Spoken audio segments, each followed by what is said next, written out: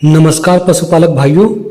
जो नए पशुपालक डेयरी खोलना चाहते हैं उनके मन में अक्सर एक सवाल रहता है कि वो गाय की डेयरी खोले या भैंस की डेयरी खोले। तो आज के इस वीडियो में इसी बारे में चर्चा करूंगा कि नए पशुपालकों को कोई भी डेयरी खोलने से पहले किन किन बातों का ध्यान रखना चाहिए, आखिर वह किस तरीके से यह डिसाइड करे कि उन्हें गाय की डेयरी खोलनी चाहिए या भैंस की डेयरी खोलनी चाहिए। तो दोस्तों, यदि आप भैंस की डेयरी खोलते हो तो जो एक बहुत बड़ी समस्या बनकर आती है वह है गर्मी के दिनों में। गर्मी के दिनों में यदि आप भैंस की डेयरी चला रहे हो तो आपको गर्मी में दूध ज़्यादा नहीं मिलेगा, तो आपको उस समय कुछ गाय की भी आवश्यकता होती है ताकि जो दूध का सप्लाई लगातार बने रहे। इसके अलावा जो भैंस का जेस्टेशन पीरियड होता है वह 10 महीने का होता है, यानी कि 10 महीने तक बच्चे वो अपने पेट में रखती हैं तभी वो ब्याता है।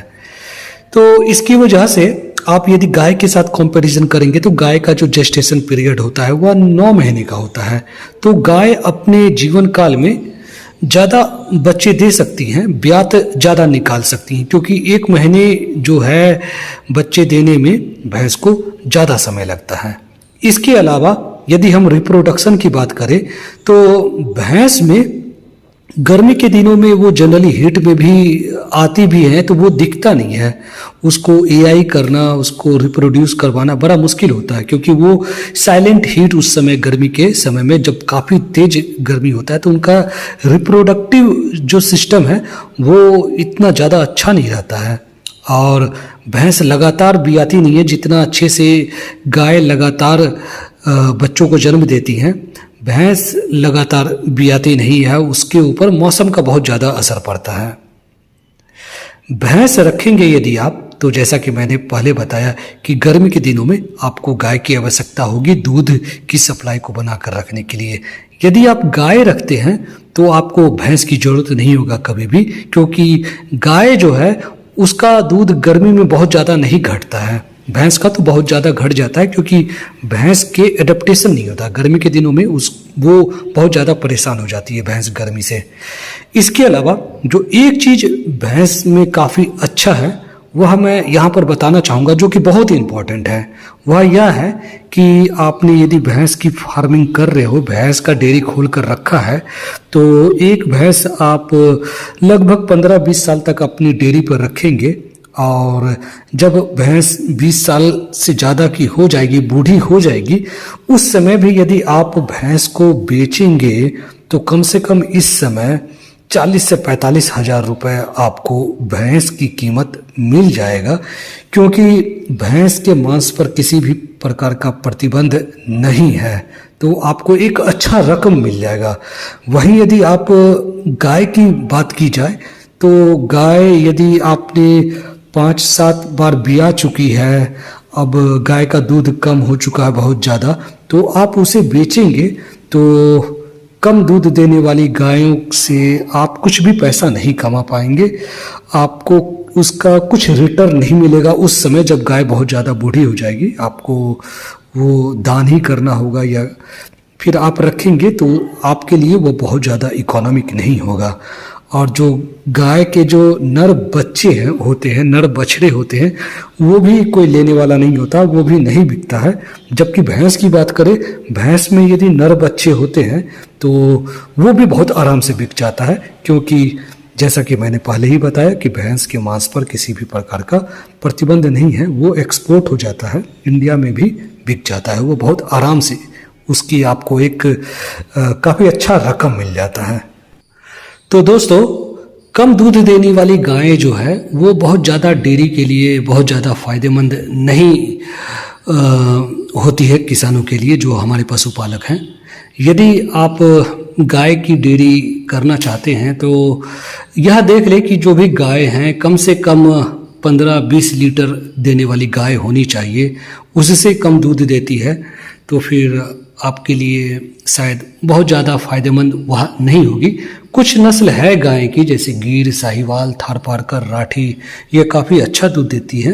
आप बहुत आराम से 15-20 लीटर तो बहुत आराम से इसकी जो अच्छी गाय होती है 15-20 लीटर तक बहुत आराम से निकाल लेती है। तो इस तरीके का यदि आप गाय रखते हैं अपनी डेयरी पर तो वो आपके लिए फ़ायदेमंद होगा।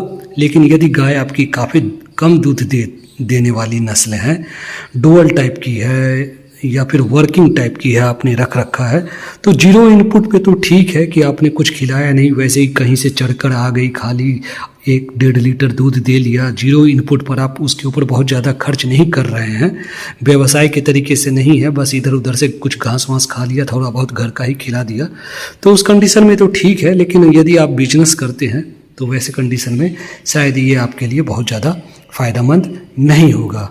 हाँ, भैंस की कंडीशन में जो भैंस होती है उसका आपको रिटर्न भी अच्छा मिलता है, क्योंकि भैंस में लगभग 7% 8% तक का फैट भी होता है और भैंस की दूध की कीमत भी ज़्यादा होती है। और कई सारे इंडिया में ऐसे नस्ल है जो कि दूध बहुत अच्छा देती हैं। तो अब मैं कुछ एक नस्लों के बारे में यहाँ पर डिस्कस करूँगा। इन नस्लों को आप पाल सकते हैं। और जो सबसे फेमस नस्ल है वह है मुर्रा नस्ल।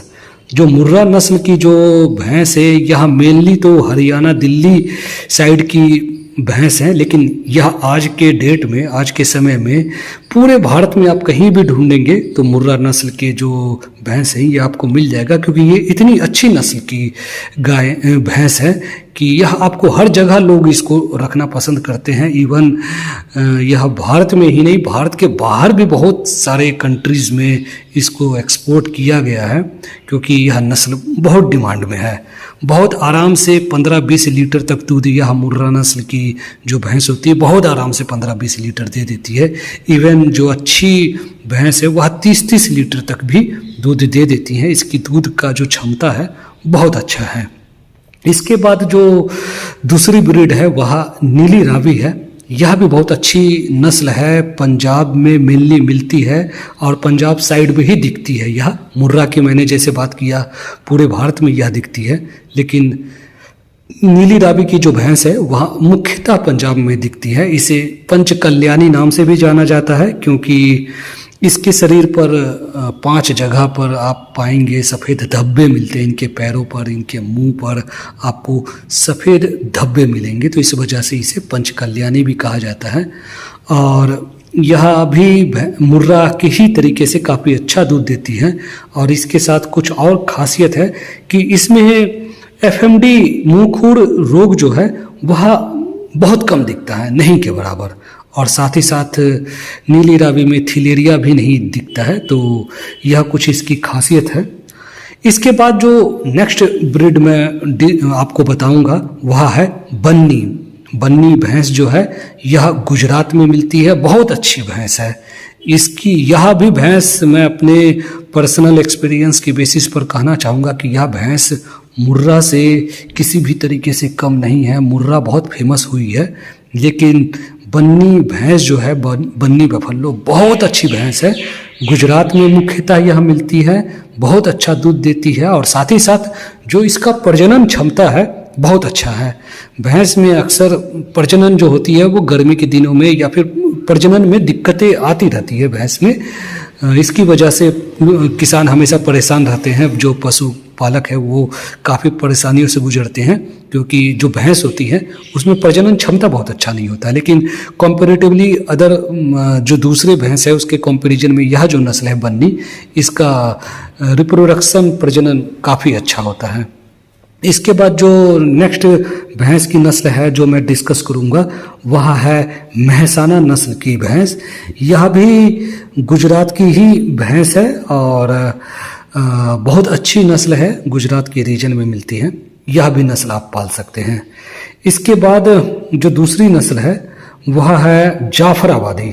जाफराबादी भी गुजरात की ही नस्ल है और काफ़ी भारी नस्ल होती है। इसकी सींग भी काफ़ी भारी बड़े साइज की होती हैं। 800 केजी तक का इसका वजन होता है और काफ़ी अच्छा दूध देने वाली यह भी भैंस होती है। यह भी गुजरात की है, इसे भी आप पाल सकते हैं। इसके बाद जाफराबादी के बाद सिकल सेप के सींग वाली जो भैंस की नस्ल है जिसका नाम है इस नस्ल का नाम है सूरती, जिसका कि सींग जो है वह सिकल शेप्ड की हंसिया का आकार का होता है। और यह नस्ल भी गुजरात रीजन में ही मिलता है और यह भी बहुत अच्छी नस्ल है। तो यह कुछ एक नस्ल का जैसे मैंने नाम लिया सूरती, जाफराबादी, महसाना, बन्नी, नीली रावी, मुर्रा, यह कुछ बहुत ही अच्छी नस्ल है भैंस की। इसके अलावा भी बहुत सारी नस्ल है, लेकिन इन नस्लों को आप पाल सकते हैं। ध्यान देने की बात है कि जब भी आप भैंस की डेयरी खोलेंगे तो वहाँ पर कुछ चीज़ें आपको हमेशा ध्यान में रखना चाहिए। जैसे कि आप जहाँ पर भी अपना डेयरी खोल रहे हैं वहाँ पर एक कोई तालाब होना चाहिए, जोड़ होना चाहिए आपके आसपास में, ताकि भैंस उसमें नहा सके, अपने आप को ठंडा कर सके। क्योंकि गर्मी के दिनों में भैंस गर्मी से बहुत ज़्यादा परेशान होती है। उसका रिप्रोडक्टिव एफिशिएंसी और दूध देने की क्षमता घटती है। यदि आपके आसपास में तालाब होगा, जोड़ होगा, तो फिर वो उसमें अपने आप को थोड़ा राहत दे पाएंगी। इसके अलावा जब भी आप भैंस की डेयरी करें तो कुछ गाय भी अपने साथ रख लेना चाहिए, क्योंकि गर्मी के दिनों में आपकी जो दूध का उत्पादन है वह ज़रूर घट जाता है। तो हमारे किसान भाई जो पशुपालक नए डेयरी खोलना चाहते हैं, वो कई बार नॉलेज ना होने की वजह से, जानकारी ना होने की वजह से डेयरी खोल लेते हैं, लेकिन उसके बाद काफ़ी पछताते हैं कि उनके द्वारा कुछ गलतियां हो गई हैं और काफ़ी नुकसान में जाते हैं। तो आशा करता हूं कि मेरे इस डिस्कशन से आपको ज़रूर कुछ ना कुछ लाभ मिलेगा। Thanks for watching my video.